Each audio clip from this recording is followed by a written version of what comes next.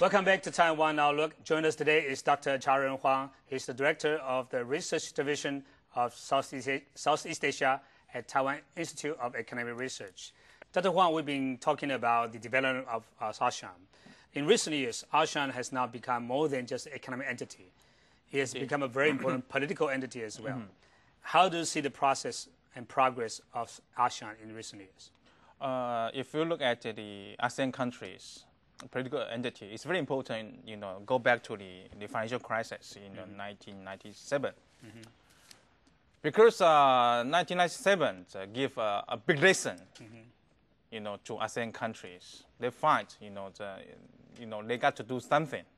So after 1997, they emphasize on they got to do the so-called integration in political way. It means, that they got to build up the ASEAN community. ASEAN community carry a very important, the implication. Means, the ASEAN countries will go to the political entity in order to negotiate, the big powers or other political entities in the global, the society. But to move ASEAN from the economic entity towards political entity requires a lot of things. One of the things is that whether these countries have shared or common political systems in different countries. Is that true? For ASEAN countries, they reserve, this point. Yeah. Because as we mentioned earlier, because there is a big diversity within, the members. So the movement for ASEAN countries to go to the political entity is they call the ASEAN community, the ASEAN, chapters, and then they formed a political entity, and then to negotiate, the other, the countries or societies. So when you talk about political entity, ASEAN as a political entity, it's more to do with external negotiation instead of converging internally. So far is yes. But in the future, they will look at the internal.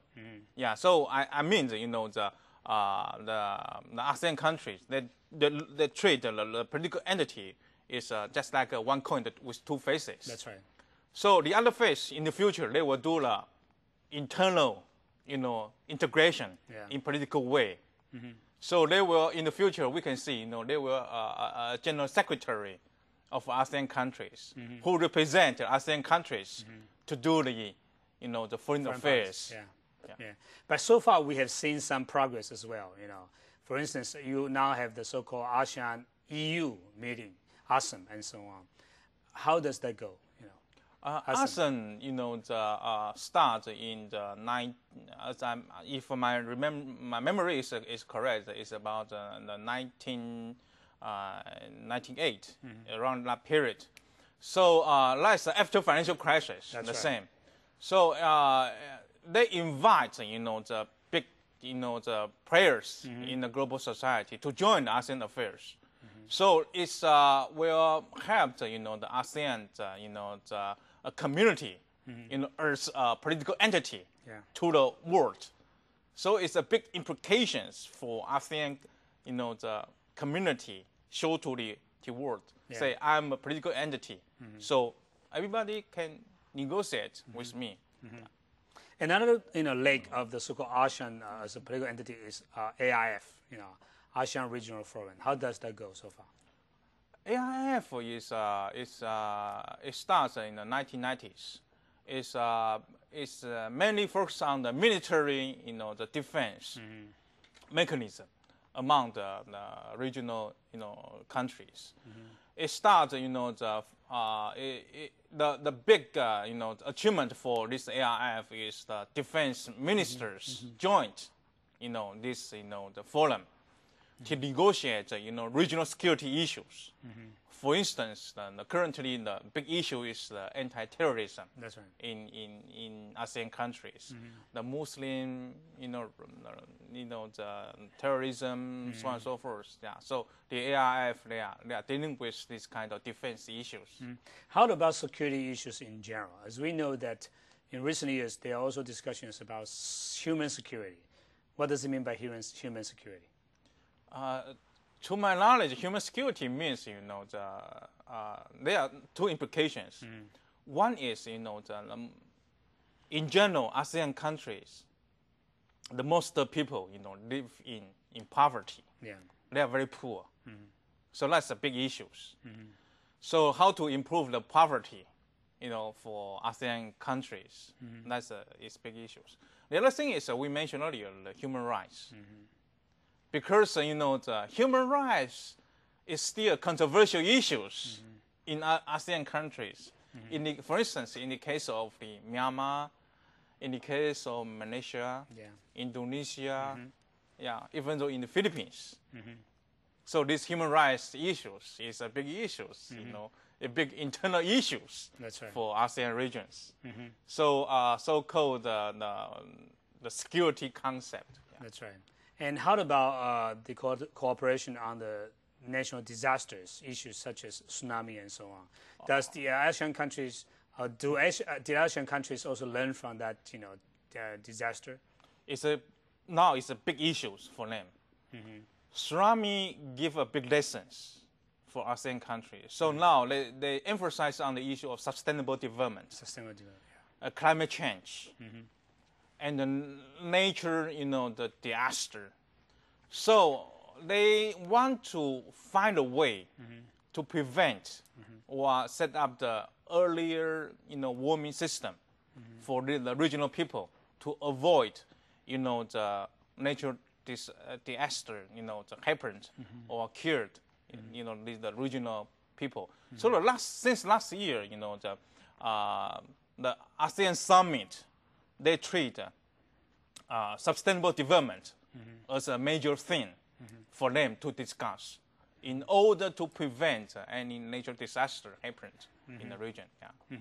And how about other issues such as food shortage and natural resources and so on?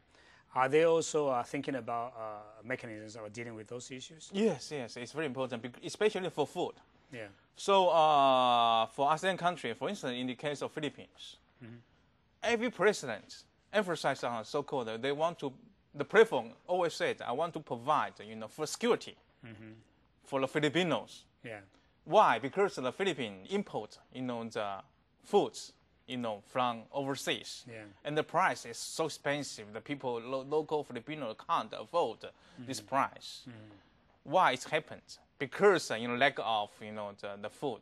Yeah. So and no proper management, on aquaculture issues.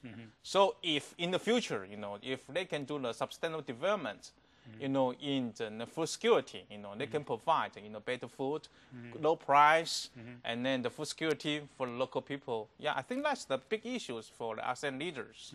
But it looks so far that those countries are now willing to cooperate on a variety of issues. But as we know that there are also some controversial issues involved, including the territorial disputes among the regional countries. For instance, Vietnam and the Philippines and other countries have territorial disputes in South China Sea and other countries in other parts of the region as well. How do they, or when can they solve the issue, or they just want to put aside? For them, I think they will put aside at this moment. Yeah. Everybody. Can they put aside those issues for good, forever? It's difficult to just put there, as long as they can, that's the philosophy. So any disputing issues will put aside so far for ASEAN, among the ASEAN leaders. So territorial, the issues is always annoying, long-term, the problematical, issues for, the regional leaders. So the best way is to put aside this annoying, the problems. In the past, there were some key leaders who have been seen the regional leaders in leading the regional integration. How about now? Do we see any rising leaders in the region who are respected in the region, who are seen as a leader in this integration? So far, we cannot, find any, the regional leaders, potential leaders, since the 1997 financial crisis. Before the financial crisis, the Indonesia. Yeah. Because Indonesia is the largest the country, among the ASEAN countries. Yeah. But since then, no one, can win, the majority or the big support, among the members. Will that be a problem, or that's okay? So that's the reason why they set up a mechanism, a so-called consensus building. Yeah. That's because there's no big brothers among the members. Yeah. No big brothers means everybody are they equal? Yeah. So everybody can make decisions. So everybody got to win support from others. That's because no big brother win the region. But the problem, the other side of the coin is that the little brother can sabotage the whole process. Isn't that the case? Myanmar and Vietnam, sometimes they can sabotage or block the process of economic integration. So far it's difficult because the trend is moving forward. Yeah. So the small countries can't, to pull back, this trend. So for instance, the Myanmar, because the national power is relatively weak. That's right. Compared with other countries. So it's very difficult for any small power to reverse the trend of very difficult. Greater economic integration. Very, very difficult. Okay. And, apparently ASEAN has become a very, very important regional player. But in the region, there are also other regional players, regional countries, who have long played a very important role in the direction or future of this region, including Japan, China, or even the U.S. or recently Australia. So when we come back, we'll talk about these big powers and how do they see the rise of ASEAN. So we'll be back after this message. Don't go away.